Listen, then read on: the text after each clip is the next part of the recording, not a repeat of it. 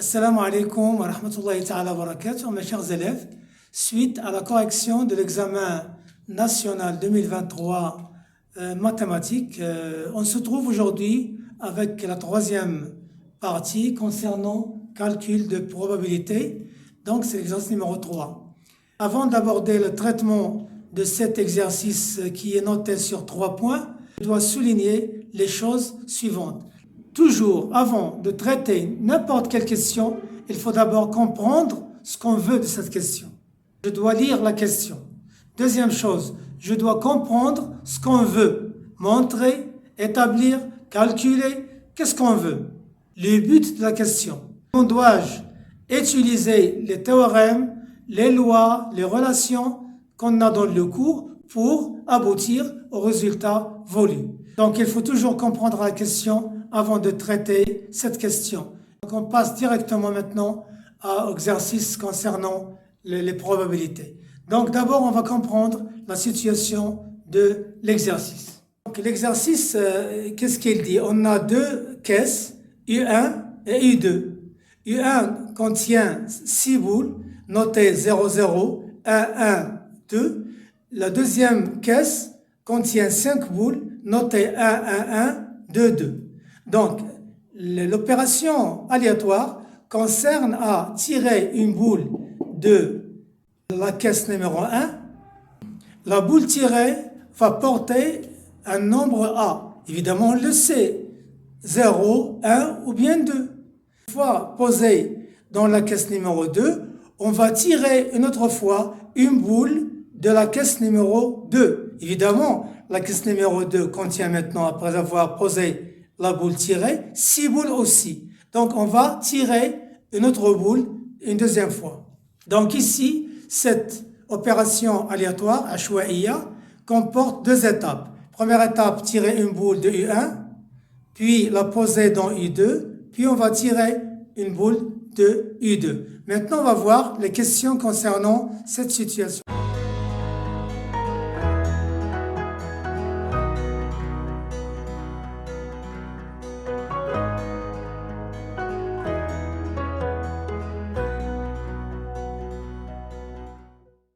D'abord, on a donné deux événements.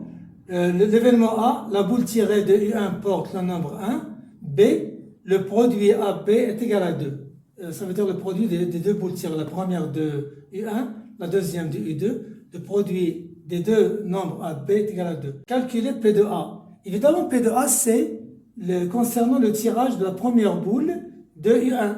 Donc ici, on peut calculer la probabilité d'avoir A d'une façon facile. En appliquant la loi connue P de A égale cardinal de A sur cardinal de oméga, le nombre des éléments de A sur le nombre des éléments de l'univers de cette opération de tirage d'une boule parmi 6. Donc on aura, ici il n'y a pas une différence entre, si vous appliquez les combinaisons ou bien les arrangements, ça ne diffère pas parce que vous avez le tirage d'un élément parmi le tout. Donc ici on peut appliquer C, c'est évident.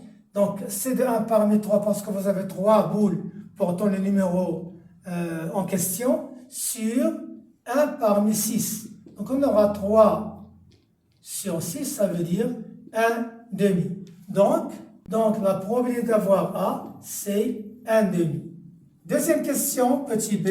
La question petit b dans la même question disait montrer que P de B est égal à 1 sur 4. Entre parenthèses, ils ont donné une petite indication. On peut utiliser l'arbre des possibilités. Donc on va d'abord faire un petit rappel, puis on va utiliser cet arbre pour donner la réponse voulue.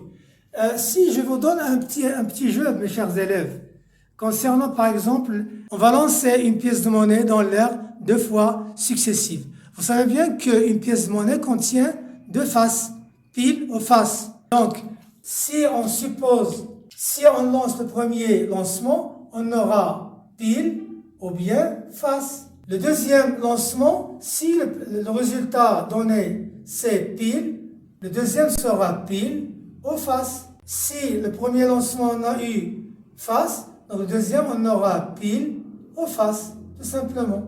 Donc vous voyez bien mes chers élèves que l'arbre des possibilités donne directement d'une façon facile tous les résultats possibles. Donc ici vous avez pile, pile, pile, face, face, pile, face, face. Et ici vous devez bien savoir que chaque branche de cet arbre prend une probabilité bien précise. Par exemple ici vous avez, pour avoir pile ou face, vous avez un demi, un parmi deux. Donc ici vous avez un demi, ici vous avez un demi. Encore, deuxième partie, donc, le lancement, un demi, un demi. Ici vous avez un demi, un demi. Ce que j'ai écrit ici, c'est la probabilité d'avoir pile ou bien d'avoir face. Donc, pour calculer la probabilité d'avoir face-face, qu'est-ce qu'on doit faire? On doit faire le produit des probabilités des deux branches, ou bien les branches, ça diffère des arbres, constituant ce chemin. Le chemin face-face, il y a 7 branches avec celle-ci. Donc, ce qu'on va faire, on va faire le produit 1 sur 2 fois 1 sur 2 est égal à 1 sur 4. C'est ça, la probabilité d'avoir FF. Et c'est la même chose pour les autres. Maintenant, on va l'appliquer concernant notre exercice donné. Donc, je reviens à ce qu'on a déjà expliqué au début, que la première boule tirée, qui prendra le nombre petit a, sera prise parmi les 6 boules qui sont dans le I1, dans la caisse numéro 1. Donc, évidemment, c'est évident, on va tirer une boule, donc, il va porter le numéro 0, ou bien le numéro 1, ou bien le numéro 2. Ça, c'est clair. Voilà. Donc, je vais poser ce nombre dans la caisse numéro 2. Donc, si la boule portant le nombre 0, vous voyez bien que le 0 ne figure pas auparavant dans I1. Donc, on aura 3 possibilités.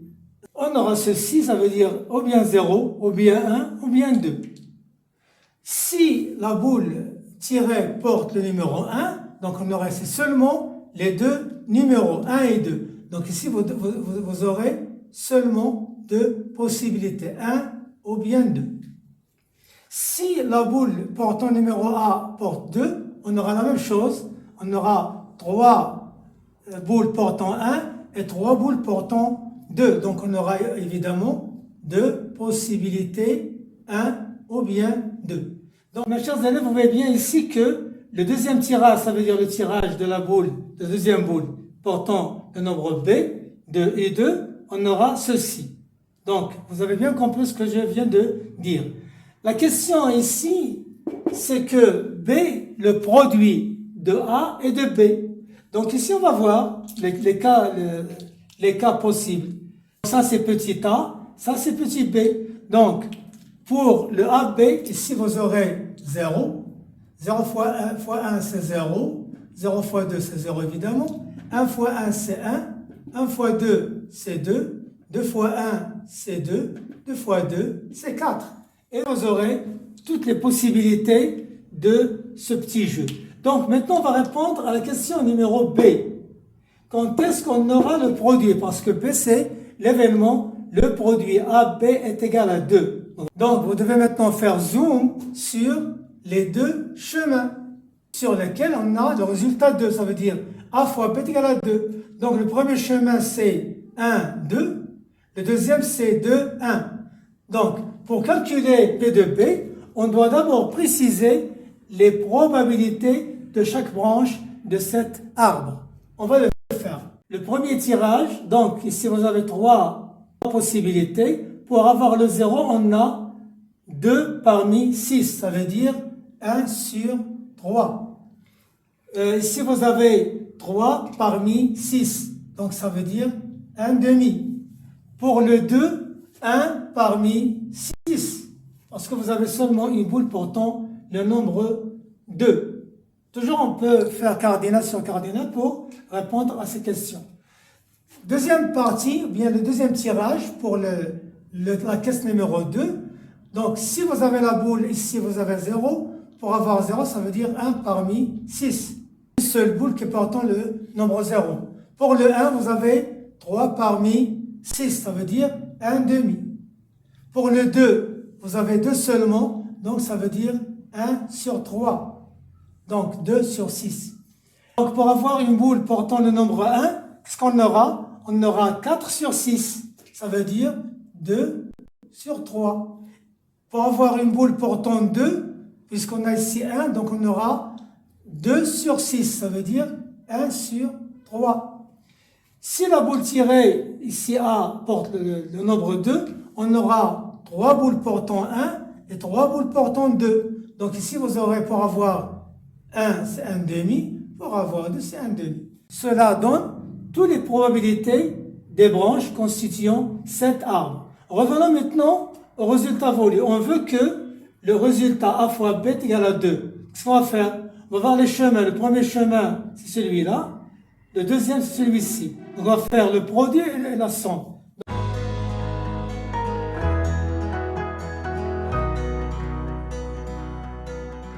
Je dois préciser un petit rappel que la probabilité d'avoir le résultat voulu, par exemple ici 2 par exemple, qu'est-ce qu'on doit faire? On doit faire le produit des probabilités des branches constituant ce chemin.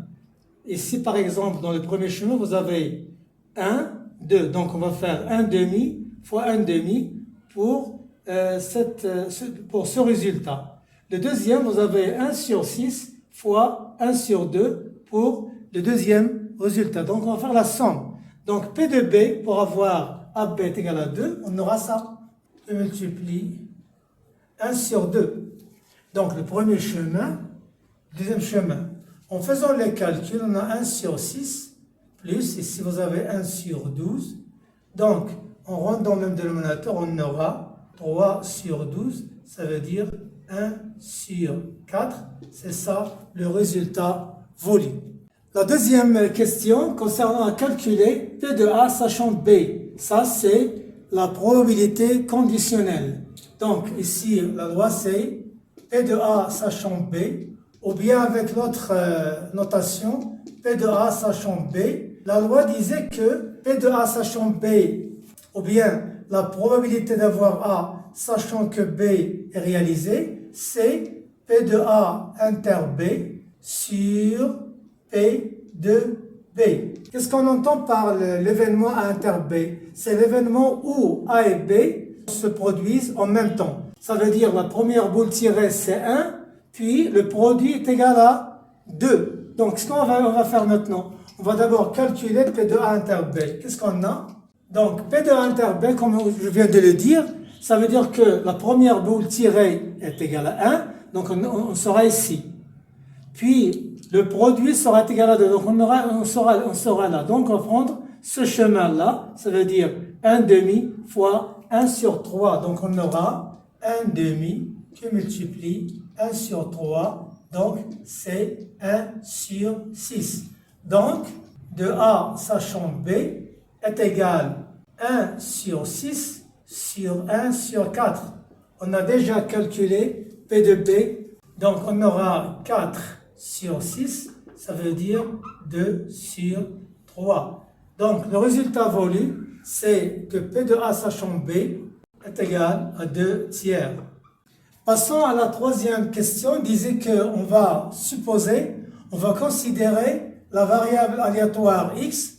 Comme vous le savez que la variable aléatoire, c'est une fonction définie de oméga vers R. À chaque tirage, on fait associer ce qu'on veut, x de t. Et si on a, dans notre exercice, on a précisé que la variable aléatoire, elle fait associer à chaque tirage, constitué des deux étapes, le tirage de la première boule de U1 puis la deuxième boule, avec le produit AB. Ça veut dire, ici, c'est A fois B. Quelles sont les valeurs de cette fonction, ou bien de la variable aléatoire x? On le voit ici, vous avez le 0, le 1, 2 et le 4. X d'oméga, c'est ça la notation dédiée aux valeurs de la variable aléatoire. Donc, 4 valeurs différentes concernant cette variable aléatoire. Donc, on va maintenant, cela c'est une introduction. Donc, la première question ici, petit a, montre que P de x est égal à 0, est égal à 1 sur 3. D'abord, je dois faire un petit rappel. Qu'est-ce qu'on entend par la notation x est égal à xi? Ça, c'est une notation qui veut dire l'événement qui se produit avec la valeur xi. Et si vous avez les 4 valeurs, ça veut dire x égale à 0.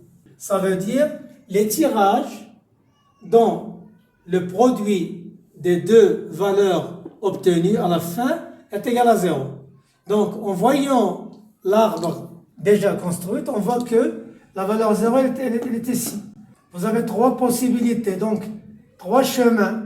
Donc, ce qu'on va faire, on va calculer P de x égale à 0 en tenant compte de ce qu'on a dans cet arbre, des possibilités. Donc, le résultat sera comme suit. P, x est égal à 0, est égal. Vous avez ici le 1 tiers. On peut faire le facteur de 1 sur 6 plus 1 sur 2 plus 1 sur 3. Évidemment, ceci est égal à 1 parce que vous avez la gamme, la toute gamme ici. Donc, vous aurez 1. Donc, on aura à la fin 1 sur 3. Et cela prouve que x est égal à 0, c'est 1 sur 3 comme c'est demandé. La question petit b demande de donner la loi de probabilité de la variable aléatoire x. Cela veut dire qu'on va compléter le tableau suivant. Vous avez ici les valeurs de la variable aléatoire x, les xi, et vous avez ici la probabilité d'avoir chaque valeur. Donc déjà, on a déjà calculé pour la première. Donc, on va passer pour la deuxième. P de x est égal à 1. Donc, vous avez ici une seule possibilité, ça veut dire celle-ci. Donc, c'est le chemin, celui-là. 1, 1. Donc, on aura 1 demi qui multiplie 2 sur 3. Ça veut dire 1 sur 3. Donc, c'est la même valeur que par avant. La valeur suivante, x est égal à 2. On a déjà calculé ça, ça veut dire P de B. Donc, ça, c'est P de B. Donc, on a trouvé 1 sur 4. Ça, c'est déjà fait. Parce qu'avoir le résultat 2, c'est ce qu'on a déjà calculé. Donc, c'est 1 sur 4.